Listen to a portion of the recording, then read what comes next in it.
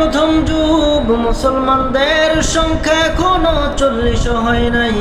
নবীর প্রিয় সাহাবী হযরত আবু বকর সিদ্দিক রাদিয়াল্লাহু তাআলা মায়ের নবীর কাছে আরজ করতে লাগলেন, ও মায়ের নবী, ও দয়ার নবী, আমি আবু বকরের আর গোপনে গোপনে ইসলাম ভালো লাগে না। আপনি নবী, আমি আবু বকরকে ইজাজত দিয়ে দিন, অনুমতি দিয়ে দিন, আমি আবু বকর বাইতুল্লাহর সামনে গিয়ে প্রকাশ্যে ইসলামের ঝান্ডা উড্ডয়ন করতে চাই। নবী আমার ডাক দিয়ে বলে, আবু বকর, এই প্রাণের সাহাবী আবু বকর, এখনো আমাদের মুসলমানদের শক্তি সামর্থ্য এত বেশি হয় নাই, এখনো আমাদের মুসলমানদের সংখ্যা 40 হয় নাই। এ আবু বকর, ধৈর্য ধারণ করুন, যখন আমাদের শক্তি সামর্থ্য বেশি হয়ে যাবে, আমি নবী আপনি আবু বকরকে বাইতুল্লাহর সামনে গিয়ে প্রকাশ্যে ইসলাম প্রচারের অনুমতি দিয়ে দিব। নবী প্রেমে পাগল হইয়া, ইসলামের প্রেমে মুগ্ধ হইয়া আবু বকর সিদ্দিক রাদিয়াল্লাহু তাআলা অনুনয় বিনয় করতে লাগলেন, বারবার নবীর কাছে আরজ গুজার করতে লাগলেন। নবী আমার এবারে ইজাজত না দিয়ে থাকতে পারলেন না, ডাক দিয়ে বললেন, যান যান যান আবু বকর, বাইতুল্লাহর সামনে চলে যান। আবু বকর সিদ্দিক রাদিয়াল্লাহু তাআলা চলে গেলেন বাইতুল্লাহর সামনে। ডাক দিয়ে বললেন, রে মক্কাবাসীরা, ও মক্কাবাসীরা, তোমরা আর তোমাদের বানানো মূর্তির পূজা করিও না, তোমরা আর মাছের পূজা করিও না, তোমরা আর গাছের পূজা করিও না, তোমরা ওই আল্লাহর প্রতি ঈমান আনয়ন করো যে আল্লাহ তোমাদেরকে আমাকে পৃথিবীর জমিনের মধ্যে পাঠিয়েছেন। একদিন আমাদেরকে তার কাছেই ফিরে যেতে হবে। আর ওই রাসূলের প্রতি তোমরা ঈমান আনয়ন করো যে রাসূল সাল্লাল্লাহু আলাইহি ওয়াসাল্লাম আল্লাহর পক্ষ থেকে হেদায়েতের বাণী কুরআন নিয়ে আগমন করেছেন। এমন কথা শোনার পর মক্কাবাসীদের মধ্যে ঝালঝালা শুরু হয়ে গেল। মক্কাবাসীরা একে অপরকে বলতে লাগলো, রে কুহাফের বেটা আবু বকর সিদ্দিক, এই ছেলেটা কতই না ভালো ছিল, হঠাৎ করে তার কি হয়ে গেল? সে তো দেখি আমাদের ধর্মের মধ্যে চুলকানি মেখে দিচ্ছে। না না না, বরদাস্ত করা যায় না। মক্কাবাসীরা সবাই মিলে আবু বকর সিদ্দিক রাদিয়াল্লাহু তাআলা আনহুর উপর পাথর বৃষ্টি নিক্ষেপ করা লাগলো।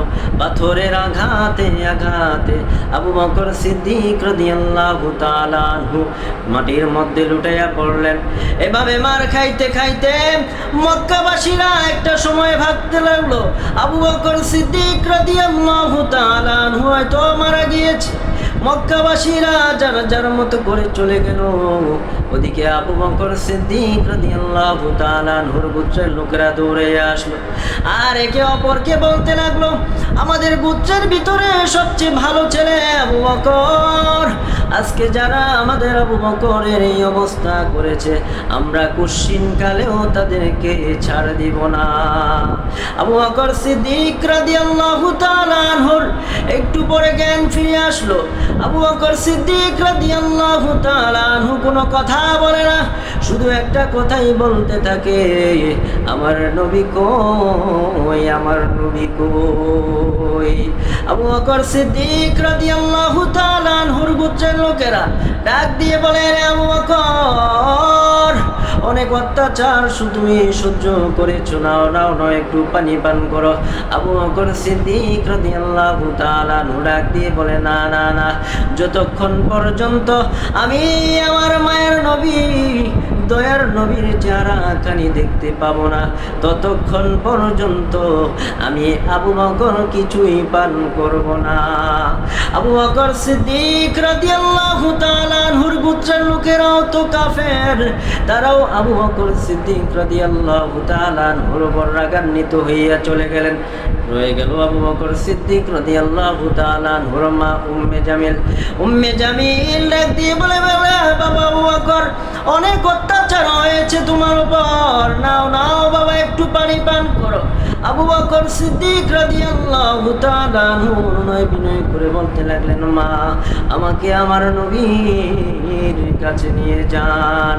আবু বকর সিদ্দিক রাদিয়াল্লাহু তাআলা আনহুকে মায়ের নবীর দরবারে নিয়ে যাওয়া হলো।